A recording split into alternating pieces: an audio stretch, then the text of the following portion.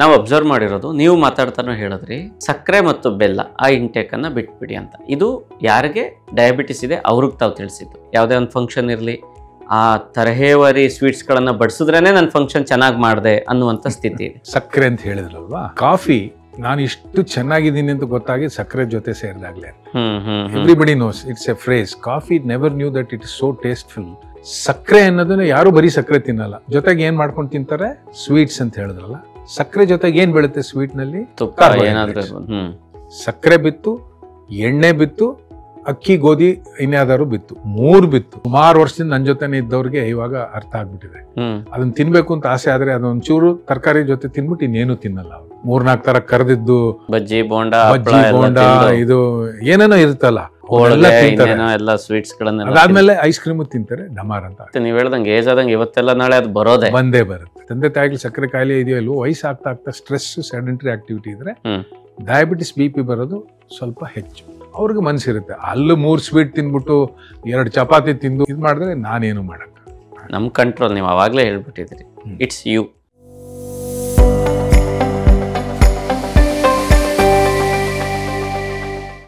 ನಾವು ಅಬ್ಸರ್ವ್ ಮಾಡಿರೋದು, ನೀವು ಮಾತಾಡ್ತಾನೋ ಹೇಳಿದ್ರಿ ಸಕ್ಕರೆ ಮತ್ತು ಬೆಲ್ಲ ಆ ಇಂಟೇಕನ್ನು ಬಿಟ್ಬಿಡಿ ಅಂತ. ಇದು ಯಾರಿಗೆ ಡಯಾಬಿಟಿಸ್ ಇದೆ ಅವ್ರಿಗೆ ತಾವು ತಿಳಿಸಿದ್ದು.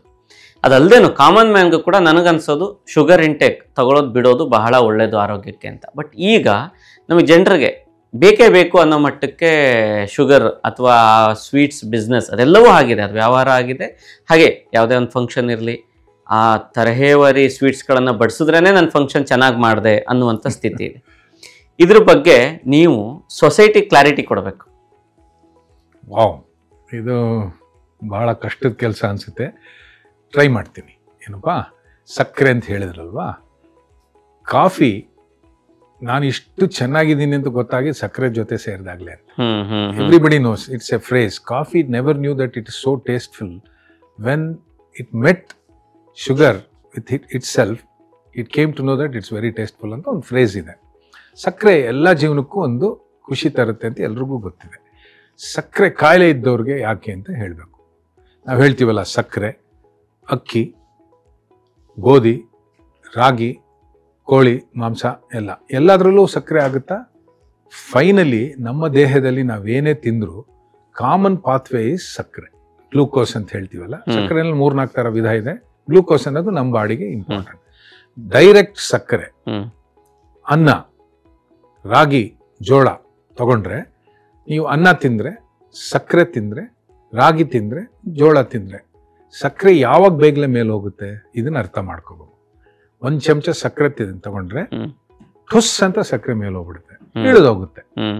ಅಕ್ಕಿ ತಿಂದ್ರೆ ಸ್ವಲ್ಪ ನಿಧಾನ, ರಾಗಿ ತಿಂದ್ರೆ ಇನ್ನೂ ಸ್ವಲ್ಪ ನಿಧಾನ.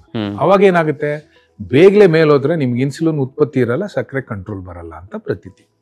1 ಗ್ರಾಮ್ ಸಕ್ಕರೆ ಏನಪ್ಪಾ, 1 ಗ್ರಾಮ್ ಸಕ್ಕರೆ 4 ಕ್ಯಾಲರಿ ಕೊಡುತ್ತೆ. ನೀವು 100 ಗ್ರಾಮ್ ಅಕ್ಕಿ ತಿಂದ್ರೆ 360 ಕ್ಯಾಲರಿ, ಅಂದ್ರೆ 10 ಗ್ರಾಮ್ನಲ್ಲಿ 36 ಕ್ಯಾಲರಿ, 1 ಗ್ರಾಮ್ನಲ್ಲಿ 3.6 ಕ್ಯಾಲರೀಸ್. ಯಾವ್ದು ಹೆಚ್ಚು? Almost the same, just 0.6 and 4. So ಇವಾಗ 1 ಗ್ರಾಮ್ ಸಕ್ಕರೆ 1 ಗ್ರಾಮ್ ಅಕ್ಕಿ ತಿನ್ಬೋದು, 8 ಇದೋಗುತ್ತೆ. ಬಟ್ ಬರೀ ಅಕ್ಕಿ ತಿಂದ್ರೆ ನಿಮ್ ಸಕ್ಕರೆ ಹೋಗೋದು ನಿಧಾನ. ಸಕ್ಕರೆ ತಿಂದ್ರೆ ಸಖತ್ತಾಗಿ ಬೇಗನೆ ಮೇಲೆ ಹೋಗ್ಬಿಡುತ್ತೆ. ಅದಕ್ಕೆ ಸಕ್ಕರೆ ಬೇಡ ಅಂತ ಹೇಳೋದು. ಆದ್ರೆ 1 ಗ್ರಾಮ್ ಸಕ್ಕರೆ ಯಾರು ತಿಂತಾರೆ? 1 ಚಮಚ ಸಕ್ಕರೆ ಹಾಕೊಂಡ್ರೆ 5 ಗ್ರಾಮ್ ಆಯ್ತು. ಯಾರು 1 ಚಮಚ ಸಕ್ಕರೆ ನಿಲ್ಲಿಸ್ತಾರೆ, ದಿನಕ್ಕೆ 3 ಸಲ 4 ಸಲ ತಿಂತಾರೆ, ಬೇಗನೆ ಕಂಟ್ರೋಲ್ ಬರಲ್ಲ, ಮೇಲೆ ಕೆಳಗೆ ಹೋಗುತ್ತೆ. ಇದು ಮೊದಲನೇ ಅರ್ಥೈಸ್ಕೊಳ್ಳೋದು, ಇದು ಮೊದಲನೇ ಲೆವೆಲ್. ಎರಡನೇದು, ಸಕ್ಕರೆ ಅನ್ನೋದನ್ನ ಯಾರು ಬರೀ ಸಕ್ಕರೆ ತಿನ್ನಲ್ಲ, ಜೊತೆಗೆ ಏನ್ ಮಾಡ್ಕೊಂಡು ತಿಂತಾರೆ, ಸ್ವೀಟ್ಸ್ ಅಂತ ಹೇಳಿದ್ರಲ್ಲ. ಸಕ್ಕರೆ ಜೊತೆಗೆ ಏನ್ ಬೀಳುತ್ತೆ ಸ್ವೀಟ್ ನಲ್ಲಿ? ಸಕ್ಕರೆ ಬಿತ್ತು, ಎಣ್ಣೆ ಬಿತ್ತು, ಅಕ್ಕಿ ಗೋಧಿ ಇನ್ಯಾವ್ದಾದ್ರು ಬಿತ್ತು, 3 ಬಿತ್ತು. ಸೊ ನೀವು ಇಷ್ಟು ಸಕ್ಕರೆ ತಿನ್ನೋಕ್ಕೂ ಇಷ್ಟು ಸ್ವೀಟ್ ತಿನ್ನೋಕ್ಕೂ ಡಿಫ್ರೆನ್ಸ್ ಇದೆ. ಯಾಕೆ ಹೇಳಿ, ಇಷ್ಟು ಸಕ್ಕರೆ ತಿಂದ್ರೆ ನಿಮ್ಮ ಸಕ್ಕರೆ ಸ್ವಿಂಗ್ ತಂದ ಮೇಲೆ ಹೋಗುತ್ತೆ, ಇಳಿದೋಗುತ್ತೆ. ಇಷ್ಟು ಸ್ವೀಟ್ ತಿಂದ್ರೆ ಹೋಯ್ತು ಇಳಿತು ನಿಧಾನ ಅಂತ. ಅದಕ್ಕೆ ಸ್ವೀಟ್ಸ್ ನೆಕ್ಸ್ಟ್ ಬೇಡ ಅಂತ ಹೇಳ್ತೀನಿ. ಯಾಕಂದ್ರೆ ಎಣ್ಣೆನೂ ಸೇರ್ಕೋತು. ಈಗ ನೀವು ಹೇಳಿದ್ರಲ್ಲ, ಐ ಟೋಲ್ಡ್ ಯು 7ನೇ ಕ್ಲಾಸ್ವರೆಗೂ ನಾನು ಸ್ವಲ್ಪ ತೊದಲ್ತಿದ್ದೆ, ನಾನು ಒಬ್ಬನೇ ಅಲ್ವಾ, ನನ್ನ ಪಾಡಿಗೆ ನಾ ಬೆಳೆದ್ನಲ್ಲ, ಸ್ವಲ್ಪ ಸ್ಟ್ಯಾಮರಿಂಗ್ ಇತ್ತು ನನಗೆ. ಆಮೇಲಿಂದ when I became confident of speaking ಹೊಟ್ಟೋಯ್ತು. ಒಂದೊಂದ್ಸಲ ಬರುತ್ತೆ. ಫಂಕ್ಷನ್ಗೆ ಹೋದಾಗ ಏನು ಮಾಡ್ಬೇಕು ಡಾಕ್ಟ್ರಿ ಅಂತ ಕೇಳ್ತಾರೆ. 2 ಥರ, ಒಂದು ಬಫೆ, ಇನ್ನೊಂದು ಎಲೆ ಊಟ ಅಥವಾ ತಟ್ಟೆ ಊಟ ಅಲ್ವಾ. ಎಲೆ ಊಟ ನಾನು ಹೀಗೆ ಹೇಳ್ಕೊಡ್ತೀನಿ, ಮೂಲೆನಲ್ಲಿ ಹಾಕ್ತಾರಲ್ಲ ಯಾವುದು ತಿನ್ಬೇಡಿ, ಉಪ್ಪು, ಉಪ್ಪಿನಕಾಯಿ, ಸ್ವೀಟ್ಸು, ಕರೆದಿದ್ದ ಪದಾರ್ಥ, ಹಾಳು ಮುಳು ಯಾವುದು ತಿನ್ಬೇಡಿ. ಈ ಮುಂದೆ 4-5 ಥರ ತರಕಾರಿ ಹಾಕ್ತಾರಲ್ಲ ಎಲ್ಲ ತಿನ್ಕೊಂಬಿಡಿ, ಹೊಟ್ಟೆ ತುಂಬ, ಇನ್ನೂ ಹೆಚ್ಚಾಕಾಯ ಅಂತ ತಿನ್ನಿ, ಅರ್ಧ ಹೊಟ್ಟೆ ತುಂಬ ಹೋಗುತ್ತೆ. ನಿಮ್ಮ ಹತ್ರ ಬಿಳಿಯನ್ನ, ತರಕಾರಿ, ಸಾಂಬಾರು, ಮೊಸರನ್ನ ಮುಗೀತು, ಎಲೆ ಊಟ ಮಾಡ್ದಂಗಾಯ್ತು. ಬಟ್ ಏನು ಮಾಡ್ತಾರೆ, ಅರ್ಧ ಅಕ್ಕಿ ಅರ್ಧ ರಾಗಿ ಅಂದ್ಬಿಟ್ಟು ಏನೋ ಚಿನಿ ಅಂತ ಎಣ್ಣೆ ಬೀಳ ರೊಟ್ಟಿ ಎಲ್ಲ ಮಾಡ್ತಾರಲ್ಲ, ಅದನ್ನ ಸ್ವಲ್ಪ ಹುಷಾರಾಗಿರಿ. ಇನ್ನೂ ಹೆಚ್ಚಂದ್ರೆ ಈ ಇನ್ಸೈಟ್ ಅಂತ ಹೇಳ್ತೀವಲ್ಲ, ನನ್ನ ಪೇಷಂಟ್ ಹೇಳ್ಬಾರ್ದು, ನನ್ನ ಡಯಾಬಿಟಿಕ್ ಸ್ನೇಹಿತರು ಸುಮಾರು ವರ್ಷದಿಂದ ನನ್ನ ಜೊತೆನೇ ಇದ್ದವ್ರಿಗೆ ಇವಾಗ ಅರ್ಥ ಆಗ್ಬಿಟ್ಟಿದೆ. ಅದನ್ನ ತಿನ್ಬೇಕು ಅಂತ ಆಸೆ ಆದ್ರೆ ಅದೊಂಚೂರು ತರಕಾರಿ ಜೊತೆ ತಿನ್ಬಿಟ್ಟು ಇನ್ನೇನು ತಿನ್ನಲ್ಲ ಅವರು. ಹಂಗೂ ಮಾಡ್ಬೋದು. ನಿಮ್ ಡಯಾಬಿಟಿಸ್ ಕಂಟ್ರೋಲ್ ಇದ್ದಾಗ ತಿನ್ಬೋದು.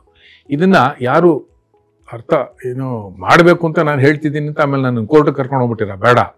ಏನಂದ್ರೆ ನನ್ನ well control diabetic who has the insight ಅನ್ನೋರು ಹೇಳ್ತೀನಿ. ನೀನು ಹೋಗ್ತೀಯಲ್ವಪ್ಪ, ಬಫೆನಲ್ಲಿ ತರಕಾರಿ ಫಸ್ಟ್ ತಿನ್ಬಿಡು, ಸ್ಯಾಲಡ್ಸ್ ಅಂತ ಒಂದಷ್ಟು ಸ್ಯಾಲಡ್ ತಿನ್ಬಿಡು, ಆಮೇಲೆ ರೊಟ್ಟಿನೋ ನಿನ್ಗೆ ಏನು ಖುಷಿ ಇದೆಯೋ ರೊಟ್ಟಿ ಇದು ಹೋಗ್ಬಿಟ್ಟು ಒಂಚೂರು ಐಸ್ ಕ್ರೀಮ್ ತಿಂದು ಮನೆಗೆ ಹೊಟ್ಟೋಗು. ಅವ್ರೇನು ಮಾಡ್ತಾರೆ, 3-4 ಥರ ಕರೆದಿದ್ದು ಏನದು ಬಜ್ಜಿ ಬೋಂಡ ಇದು ಏನೇನೋ ಇರುತ್ತಲ್ಲ ಎಲ್ಲ ಸ್ವೀಟ್ಸ್ ಗಳನ್ನ, ಅದಾದ್ಮೇಲೆ ಐಸ್ ಕ್ರೀಮ್ ತಿಂತಾರೆ, ಡಮಾರ್ ಅಂತ ಆಗುತ್ತೆ. ಒಂದು ರೊಟ್ಟಿ, ಸುಮಾರು ತರಕಾರಿ, ಒಂಚೂರು ಐಸ್ ಕ್ರೀಮ್, ನೋ ಪ್ರಾಬ್ಲಮ್. ಈಗ ಡಯಾಬಿಟಿಸ್ ಇಲ್ದವರು ಈ ಪದ್ಧತಿನ ಅನುಸರಿಸೋದು ಒಳ್ಳೇದು.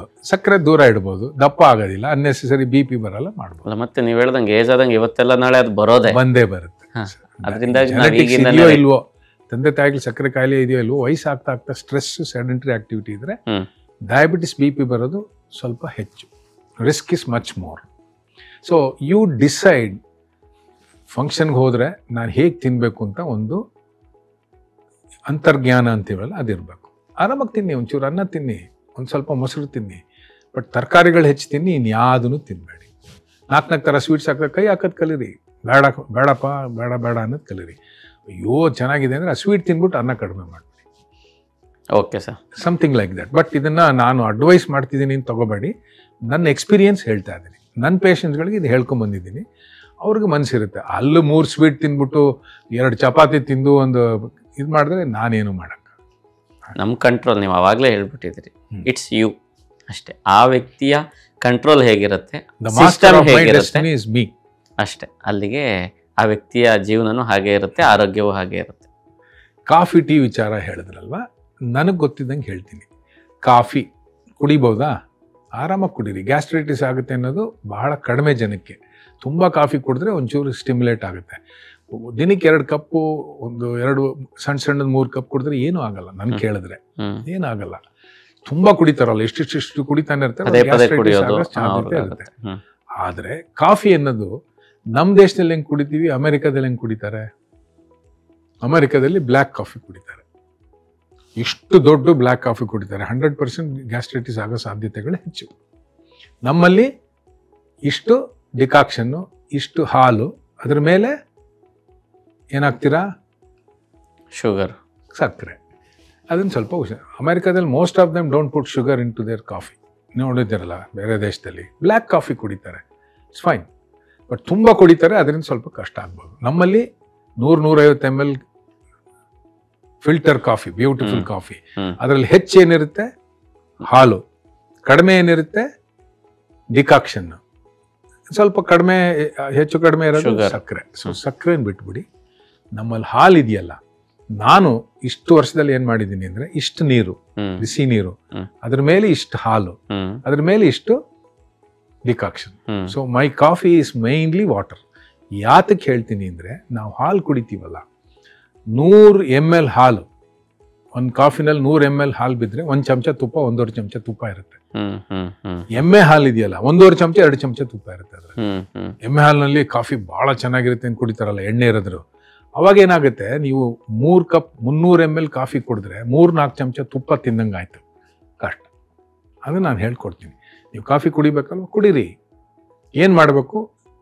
ಡೈಲ್ಯೂಟೆಡ್ ಮಿಲ್ಕ್ ಮಾಡ್ಕೊಂಡು ಮಾಡಿ, ಸ್ವಲ್ಪ ನೀರು ಹಾಕ್ಬಿಟ್ಟು ಬಿಸಿ ಬಿಸಿಯಾಗಿ ಬೇಕಾದ್ರೆ ಈ ಡಿಕಾಕ್ಷನ್ ಸ್ವಲ್ಪ ಹೆಚ್ಚು ಹಾಕೊಂಡು ಕುಡೀರಿ, ಸಕ್ಕರೆ ಬಿಟ್ಬಿಡಿ ಅಂತ. ಸೊ ಕಾಫಿ ಆರಾಮಾಗಿ ಕುಡೀರಿ. ನಾನು ಟೀ ಕುಡಿಯೋದು ನಿಲ್ಲಿಸ್ಬಿಟ್ಟಿದ್ದೀನಿ. ಮುಂಚೆ ಕುಡಿತಿದ್ದೆ, ಇವಾಗ ಅಂಥದ್ದೇನೋ ಇಷ್ಟ ಆಗಲ್ಲ. ಯಾಕೆಂದರೆ ಟೀನ ಸಕ್ಕರೆ ಇಲ್ಲದೆ ಕುಡಿಯೋದು ಸ್ವಲ್ಪ ಕಷ್ಟ ಅಂತ ಎಲ್ಲರೂ ಹೇಳ್ತಾರೆ. ಕಾಫಿನ ಕುಡಿದು ಬಿಡ್ಬೋದು. ಸೊ ನಾನು ಟೀ ಕುಡಿಯೋದು ನಿಲ್ಲಿಸಿದ್ದೀನಿ. ನೀವು ಕುಡಿಲೇಬೇಕು ಅಂದ್ರೆ ನಿಮ್ಮ ಇಷ್ಟ. ಟೀನಲ್ಲಿ ಏನಾಗುತ್ತೆ, multiple types are there. Herbal tea, green tea, ಆ ಟೀ ಈ ಟೀ ಅಂತ, ಅದು ಯಾವುದಕ್ಕೂ ಹಾಲು ಹಾಕಲ್ಲ, ಕುಡ್ಕೋಬೋದು. ಆದರೆ ಒಂದು ವಿಚಾರ ಏನಂದರೆ, ನಾವು ಕುಡಿಯೋ ಟೀನಲ್ಲಿ ಎಷ್ಟು ಕೆಮಿಕಲ್ಸ್ ಇದೆ ಅನ್ನೋದನ್ನು ನೋಡ್ಕೋಬೇಕು. ಕಾಫಿನಲ್ಲಿ ಅಷ್ಟು ಇರಲ್ವಂತೆ, ನನಗೆ ಗೊತ್ತಿಲ್ಲ, ನೀವು ಕಂಡಿಡ್ಕೊಳ್ಳಿ. ನಿಮ್ಮ ಏನಾನ ಇದೆಯಲ್ಲಪ್ಪ ಸೋಷಿಯಲ್ ಮೀಡಿಯಾದಲ್ಲಿ ನೋಡಿದ್ರೆ, ಕಾಫಿಗೆ ತುಂಬ ಕೆಮಿಕಲ್ಸ್ ಹಾಕಲ್ವಂತೆ, ಎಕ್ಸೆಪ್ಟ್ ಚಿಕೋರಿ ಆರ್ ಸಮಥಿಂಗ್. ಟೀಗೆ ಏನೇನೋ ಹಾಕ್ತಾರಂತೆ to make it very tasteful ಇದೆಲ್ಲ. ಅದೊಂದನ್ನು ಹೇಳ್ತೀನಿ, ಟೀನ ಕುಡಿಯೋಂಗಿದ್ರೆ ಸ್ವಲ್ಪ ಹುಷಾರಾಗಿ ನೋಡ್ಕೊಂಡು ಕುಡೀರಿ. ಪಕ್ಕ ಟೀನ ತರಿಸ್ಬಿಟ್ಟು ನೋಡ್ಕೊಂಡು ಮಾಡಿ. ಹಾಲು ಹಾಕೊಂಡು ಕುಡಿಬೇಕಾದ್ರೆ ನೀವು ಸಕ್ಕರೆ ಹಾಕಂಗಿದ್ರೆ ನಿಮ್ಗೆ ಸ್ವಲ್ಪ ಹುಷಾರಾಗಿರ್ಬೇಕು. ಹರ್ಬಲ್ ಟೀ, ಗ್ರೀನ್ ಟೀ, ಆ ಟೀ ಈ ಟೀ ಅನ್ನೋದನ್ನು ತೊಂದರೆ ಇಲ್ಲ, ಸಕ್ಕರೆ ಇಲ್ಲದೆ ಕುಡಿಬೋದು. ಕಾಫಿ ಟೀ ಹೀಗೆ ಅಂತ. ಲೇಟೆಸ್ಟ್ ಹಾಗೂ ಇಂಟ್ರೆಸ್ಟಿಂಗ್ ಸುದ್ದಿಗಳಿಗಾಗಿ ಬಾಸ್ ಟಿವಿ ಕನ್ನಡ ಚಾನೆಲ್ನ ಸಬ್ಸ್ಕ್ರೈಬ್ ಮಾಡಿ. ಹಾಗೆಯೇ ಬೆಲ್ ಐಕಾನ್ ಪ್ರೆಸ್ ಮಾಡಿ.